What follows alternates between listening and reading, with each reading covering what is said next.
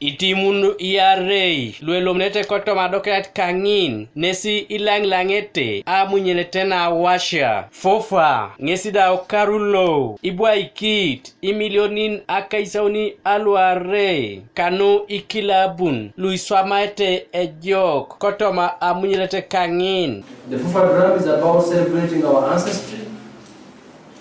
We have kept the rules, we have kept the formats, because we believe that this is the moment when the people where we come from are able to celebrate the athletes that are coming from those particular areas. Rogers Biamukama, Loda Ingarin Kit, Aina Petanu, Ai Munyelete Kangin. The reason why we did this is, as you notice, the year is almost ending, and we didn't want to miss another third year for drum. But next year, we will revert back to the original format. So that is the new thing.